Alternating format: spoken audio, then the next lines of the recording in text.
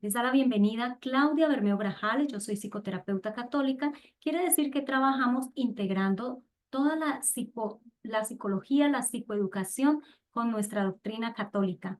Hoy tendremos un tema muy importante, como siempre, que es comprendiendo la salud mental, comprendiéndonos o comprendiendo a las otras personas que probablemente tengan algún diagnóstico a nivel de salud mental y que probablemente no entendemos muy bien eso, no entendemos lo que le sucede al otro o lo que me sucede a mí, y lo vemos más con una mirada de vergüenza, de escepticismo. Entonces, hoy aprenderás algo sobre la salud mental que te ayudará a sentirte libre y a ver con libertad también a las otras personas. Pero antes de continuar, quiero que nos encomendemos al Señor para que este programa pues nos ayude mucho y sea muy revelador. En el nombre del Padre, del Hijo y del Espíritu Santo. Amén. Te pedimos, mi amado Señor, que derrames tu Santo Espíritu, Señor, para que nos ayude a comprender, a vernos y a ver a los demás, Señor, que pueden tener algún tipo de diagnóstico en salud mental, a vernos con ese amor, con esa misericordia y con esa comprensión que viene de ti, Señor.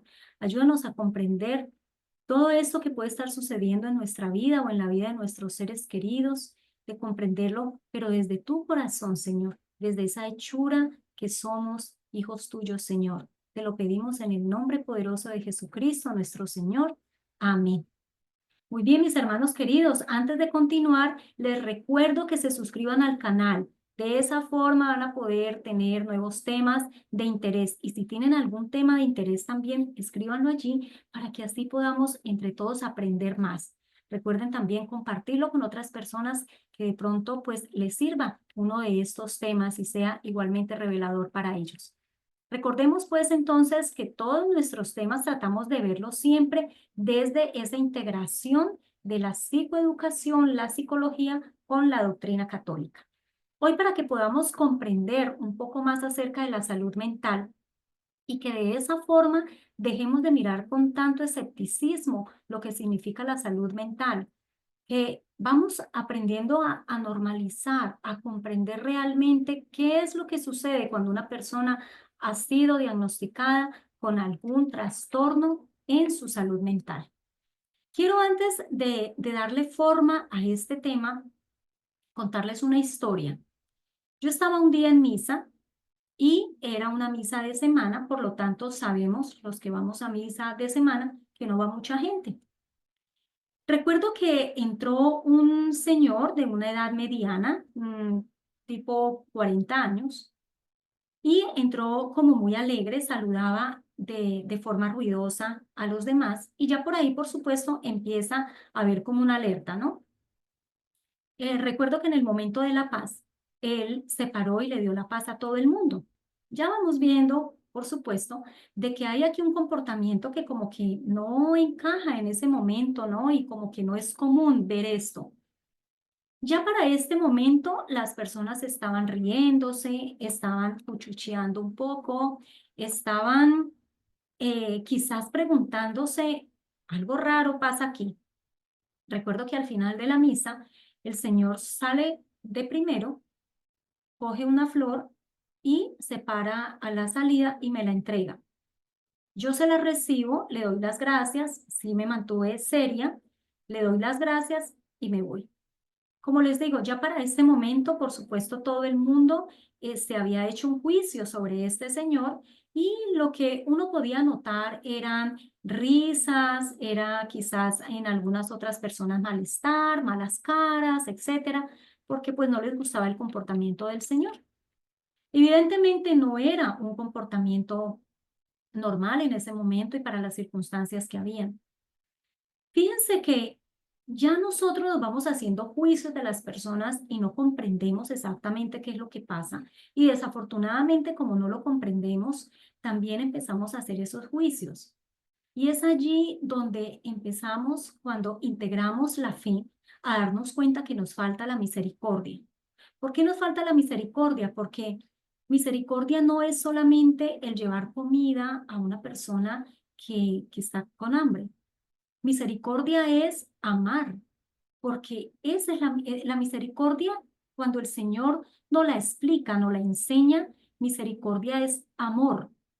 Y amor es aceptación, es aceptar a la otra persona como es. Entonces, si nosotros ya estamos viendo quizás esas diferencias en la otra persona y lo estamos viendo de esta forma tan apática, si nos causa risa, nos causa malestar, si no llegamos a comprender lo que está pasando, si estamos haciendo caras, pues nos está faltando la misericordia.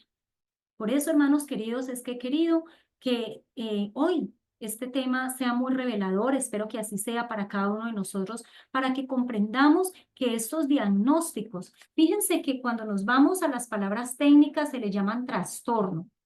Yo hoy quisiera que aprendiéramos a llamarle diagnóstico. ¿Por qué? Porque la enfermedad mental, la enfermedad, el trastorno, como que nos lleva un poco al pensamiento de está mal, está enfermo. De hecho, las personas enfermas son personas que probablemente no son funcionales, están en una cama, no se pueden mover. Sin embargo, no sucede lo mismo cuando hay un diagnóstico mental. Generalmente, los diagnósticos, fíjense porque no siempre es así, generalmente lo que sucede cuando hay un diagnóstico en la salud mental es que puede estar incidiendo un desbalance químico en el cerebro. Y ese desbalance químico en el cerebro, cuando tomamos la medicina adecuada, cuando hacemos el proceso adecuado, que se nivelan nuevamente esos químicos, la persona vuelve a ser absolutamente funcional. Por lo tanto, fíjense que no es como otra enfermedad que probablemente te lleve a la cama y no te puedas mover y no puedas realizar tus funciones normales. ¿Mm? Ciertamente que todo tiene sus grados, todo tiene sus niveles, ¿verdad? Pero vamos a hablarlo aquí de forma muy general. Por supuesto, cada persona es única, cada diagnóstico en esa persona es único, por lo tanto, pues, si ustedes conocen a alguien, si ustedes mismos tienen algún tipo de diagnóstico en su salud mental, tendríamos que verlo como una persona única con ese diagnóstico para poder comprenderla mejor. Sin embargo, como les digo, vamos a hablar aquí de forma general. Por ejemplo, lo que sucedía con este joven, pasan unas semanas después y ya veo a este joven entrar nuevamente a la iglesia y estaba, digamos que en una actitud diferente. Un hombre serio, un hombre respetuoso, no hablaba duro, escuchó su misa y todo fue muy acorde al ritual de la misa en el momento que estábamos viviendo. Entonces, eso también me hace a mí pensar que en ese momento este señor probablemente estaba pasando por una crisis nerviosa, estaba pasando por un episodio psicótico, tal vez algo le estaba sucediendo a este señor porque ahora veíamos un comportamiento completamente diferente. Entonces, miren la importancia de poder comprender a estas personas y no entrarlas a juzgar. Quiero que hablemos un poco sobre algunos tipos de enfermedades o de diagnósticos de trastornos, como se le llama comúnmente en la ciencia, que quizás hay un escepticismo muy grande para comprenderlo, entre otras cosas porque Hollywood se ha encargado de pronto demonizar un poco estos trastornos y los pasan como personas malas, como personas violentas, y realmente no es así. Quisiera que empezáramos a hablar y no vamos en este momento a entrar a describir cada enfermedad de cómo serían sus síntomas y todo, porque pues nos llevaría mucho tiempo y porque sería importante dedicarle el tiempo a cada una de estas enfermedades para que alguno de ustedes la tiene, alguno de estos trastornos o de diagnósticos pueda comprenderse mejor a sí mismo. Quiero hoy hacerlo de forma general y quisiera hablar, por ejemplo, de la esquizofrenia. La esquizofrenia es un exceso de dopamina en nuestro cerebro que está muy vinculado a los delirios y a las alucinaciones. Fíjense, por ejemplo, que nosotros hablamos mucho ahora en las redes sociales y todo se habla mucho de estos químicos. La dopamina es una de las que más se está hablando en este momento. Esto, por supuesto, nos está entonces revelando en este momento de que muchos de estos diagnósticos de salud mental viene precisamente porque hay un desbalance, pero que no solamente es una carencia, sino que puede ser también un exceso en esos químicos que tenemos, ¿sí? ¿Esto para qué nos sirve entenderlo? Porque nos va a ayudar a entender el funcionamiento de nuestro cerebro. Muchas veces nosotros no sabemos qué le está pasando a esa persona que amo. Ha sido diagnosticado con esto y nos da un miedo, un terror enorme porque le tenemos miedo a la salud mental. Sin embargo, lo que necesitamos es aprender, saber por qué está pasando esto, cómo se comporta mi cerebro, cómo funciona mi cerebro. Veamos, por ejemplo, el trastorno obsesivo compulsivo. ¿Qué pasa con el trastorno obsesivo compulsivo a nivel químico? Hay un desequilibrio en la serotonina. Sin embargo, por ejemplo, este trastorno no necesariamente viene de un desequilibrio químico. Es un trastorno o es un diagnóstico que se da porque probablemente se ha desarrollado por algún tipo de trauma que haya vivido el individuo. Cuando las personas han sido expuestas a un trauma, un solo evento traumático muy fuerte o situaciones traumáticas en su vida, pueden haber cambios de estructura en su cerebro. Esos cambios de estructura en su cerebro, por ejemplo, en el trastorno obsesivo compulsivo, hace que esa persona sea muy pegada a la regla, por ejemplo, ¿sí?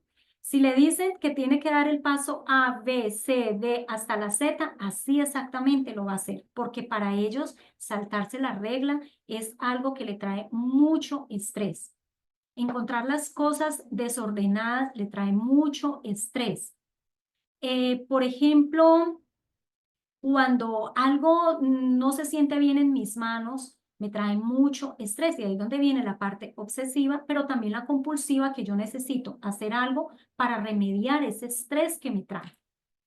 Si nosotros aprendemos a ver, a conocer cómo funciona mi cerebro, nos vamos a dar cuenta de que lo que necesito es poder llevar ciertas rutinas para que mi cerebro no se sienta tan estresado y de esa forma yo pueda funcionar mejor.